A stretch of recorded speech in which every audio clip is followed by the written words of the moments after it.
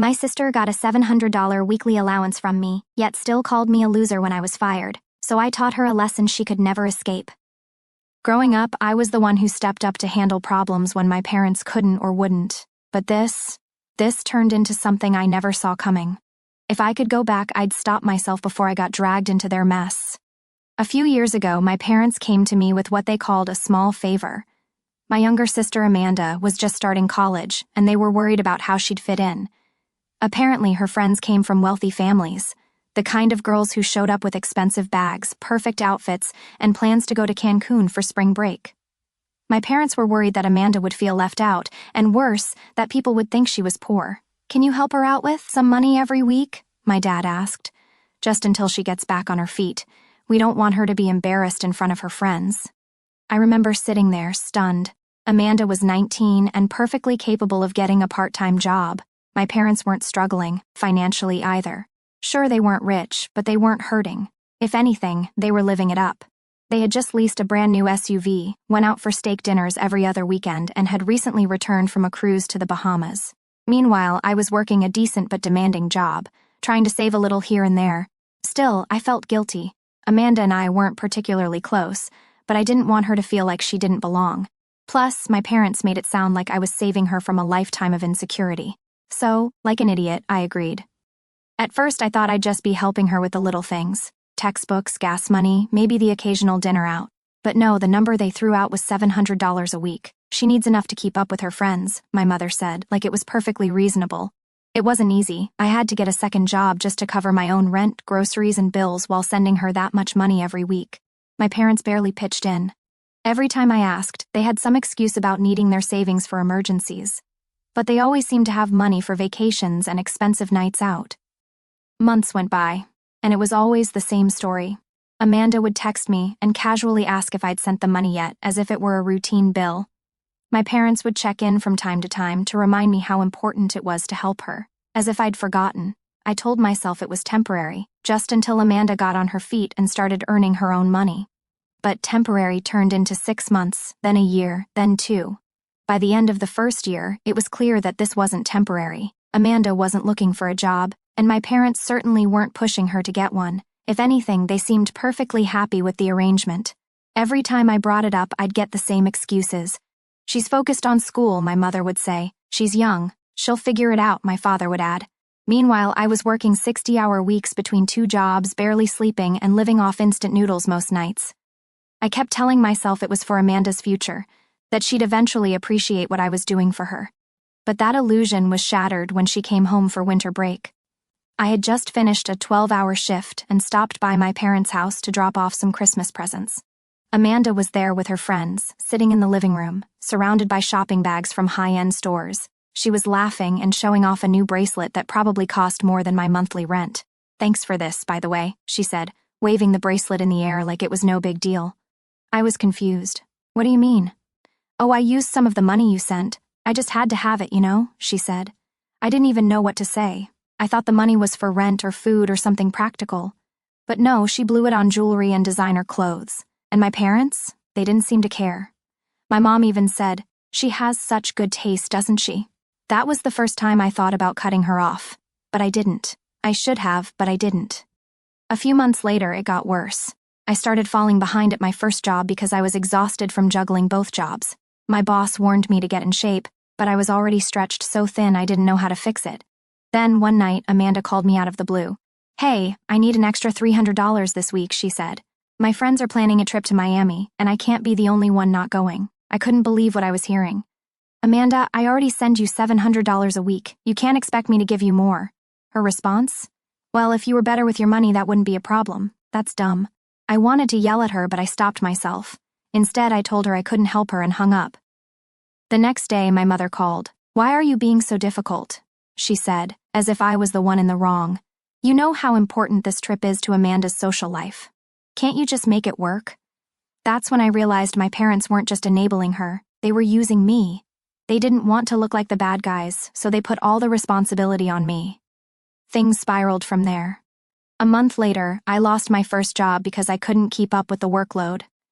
I was devastated, but when I told my parents, they didn't offer any support. "Well, you'd better find something fast," my father said. Amanda needs a smart, hardworking brother to look up to. And Amanda? She didn't even pretend to care. You're not going to stop sending money, are you? I kind of depend on it, she said, like I was an ATM that had suddenly stopped working. That's when it hit me. They didn't see me as a person anymore. I was just a paycheck to them. Losing my first job was bad enough, but what happened next pushed me over the edge. My second job didn't pay nearly enough to cover everything, and for the first time in years, I had to choose between paying my rent and sending money to Amanda. I ended up dipping into my savings, what little I had left, to keep her happy. I called her one night to explain the situation. I thought maybe, just maybe, she'd understand. Amanda, things are tight right now, I said. I lost one of my jobs and I can't keep sending you all this money. You're going to have to start cutting back. Her reaction floored me. What? Are you serious? You're supposed to have my back. Do you know how embarrassing it would be if I couldn't keep up with my friends? What would I tell them? I don't know, maybe the truth? I snapped. Are you kidding me? That's so selfish. You're ruining my life over what, your rent? Figure it out. You always do. That was the last straw. I hung up and sat there in silence, trying to process what had just happened. All these years of breaking my back to help her, and she couldn't even pretend to care about what I was going through. But what happened next was even worse.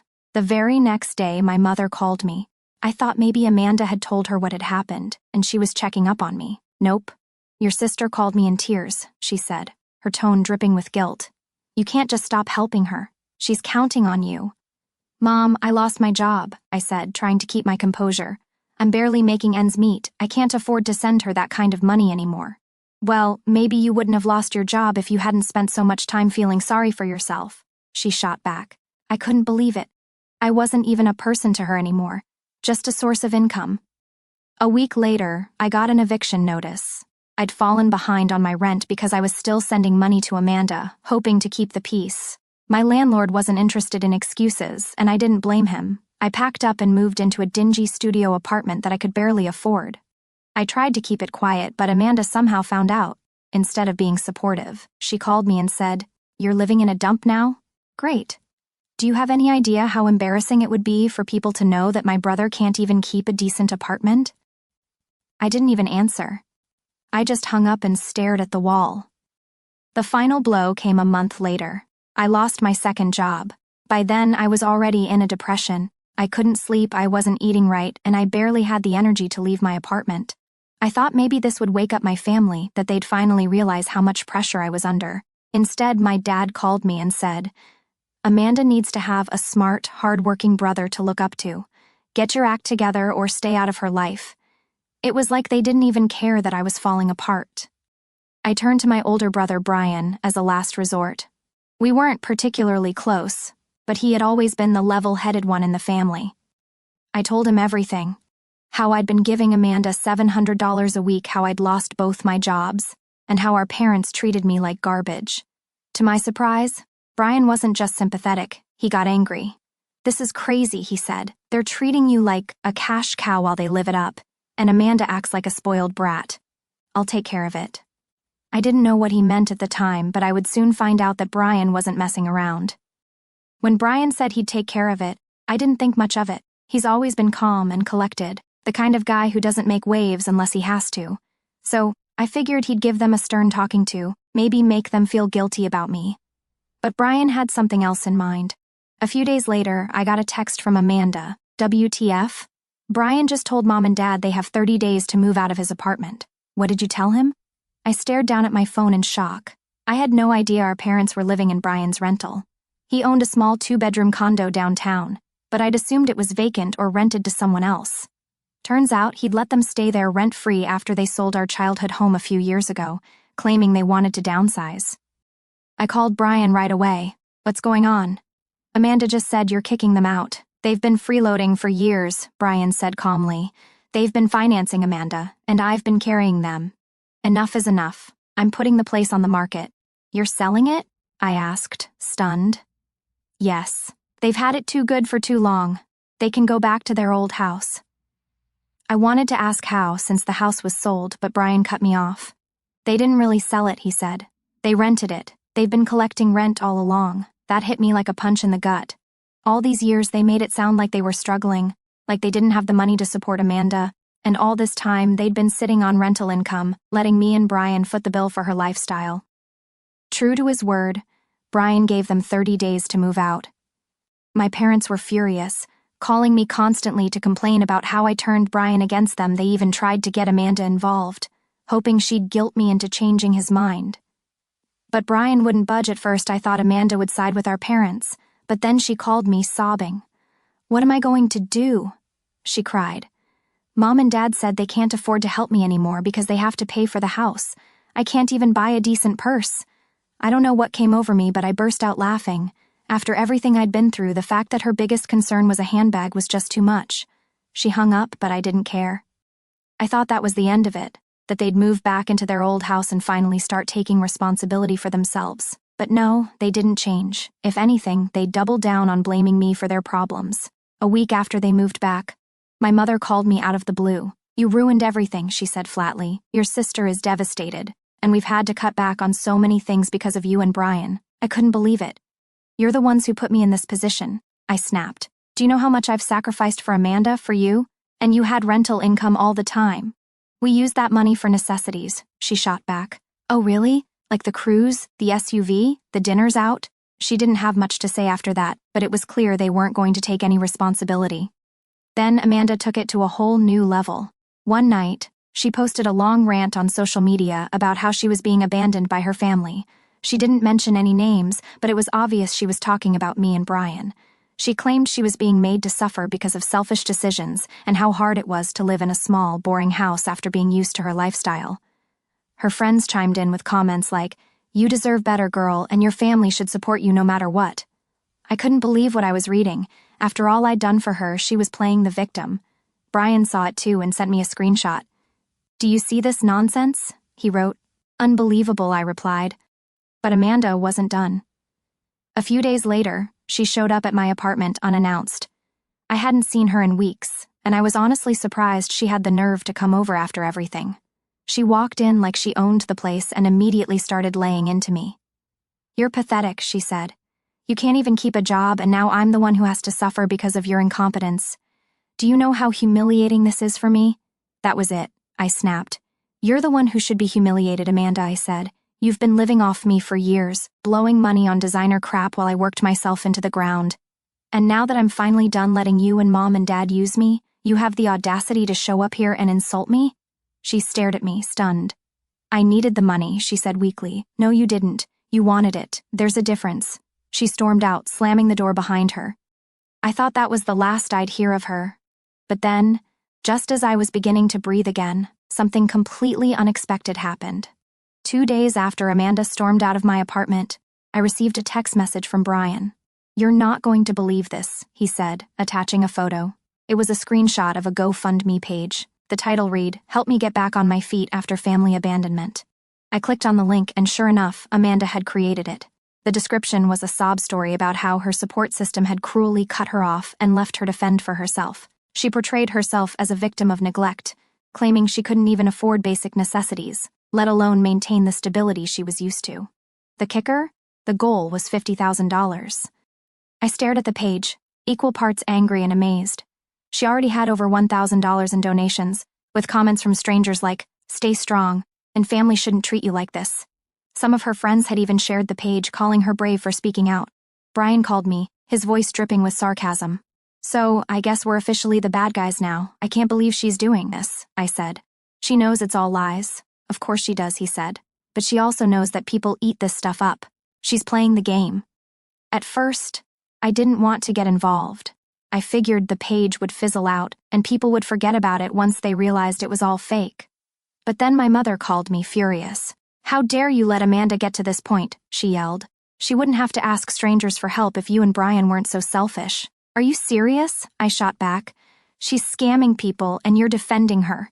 "She's doing what she has to do," my mother said. "You should be ashamed." That's when I realized that my parents had completely bought into Amanda's story, or maybe they just didn't care about the truth anymore. Either way, they were completely on her side. I wasn't the only one to notice. Brian, who usually stays calm in these situations, decided to take matters into his own hands. He left a comment on Amanda's GoFundMe page, Before you donate, ask Amanda where the thousands of dollars I gave her over the years went. Or the $700 a week our brother sent her. Ask her about the vacations, designer bags, and nights out she blew it on while we worked to support her. This page is a scam, and she knows it. It didn't take long for the backlash to begin.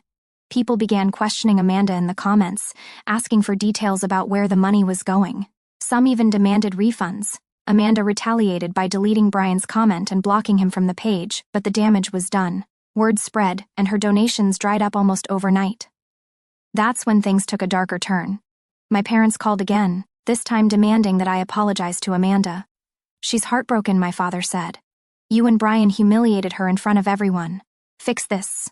I'm not going to apologize for telling the truth, I said, and neither should Brian. That's it, my mother snapped. If you don't make this right, you're not a son of ours. I was stunned. After all I'd done for them, this is how it ended? It's your fault, she said, all of it. I hung up without another word, my hands shaking. I couldn't believe that my own family had completely turned against me. But as much as it hurt, I knew I couldn't go back now. That night, as I sat in my tiny apartment, I received an unexpected text from Amanda. It was short, but it hit me like a punch in the gut. You're going to regret this, she wrote. I didn't know what she meant, but I had a bad feeling I was about to find out. After Amanda's text, I braced myself for whatever drama was to come, but nothing could have prepared me for how quickly it all fell apart. Brian stood his ground, refusing to let our parents back into his apartment or give Amanda a single cent. Meanwhile, the GoFundMe fiasco left Amanda's reputation in tatters among her friends. She ended up deleting all of her social media accounts after people started calling her out for lying. My parents, true to form, refused to take responsibility for anything. They moved back into their old house, but their finances were in shambles. They couldn't afford their previous lifestyle, and my mother had to take a part-time retail job. My father spent most of his days sulking and blaming me and Brian for everything that went wrong. And Amanda? She finally got a job, just barely. She's working part-time at a boutique, complaining all the time about how unfair her life is now. Apparently, the humiliation of having to work instead of shop was too much for her. As for me, I made the hardest decision of my life. I cut everyone off completely. No more calls, no more visits, no more being dragged into their mess. Brian and I still talk, and he's been a rock through it all, but the rest of them? I'm done. It wasn't easy at first. I kept waiting for the guilt to kick in, for the urge to check on them to take over. But as the weeks turned into months, I realized how much lighter I felt without their constant demands hanging over my head. I began to focus on myself for the first time in years. I got a new job, not the highest-paying gig, but one that didn't leave me exhausted and miserable. I even took up a few hobbies that I'd always wanted to try but never had the time for. Looking back, I don't regret cutting them off. It's sad, sure, but sometimes you have to walk away to save yourself. They can blame me all they want, but I'm finally at peace, and honestly, that's worth more than anything I ever gave them.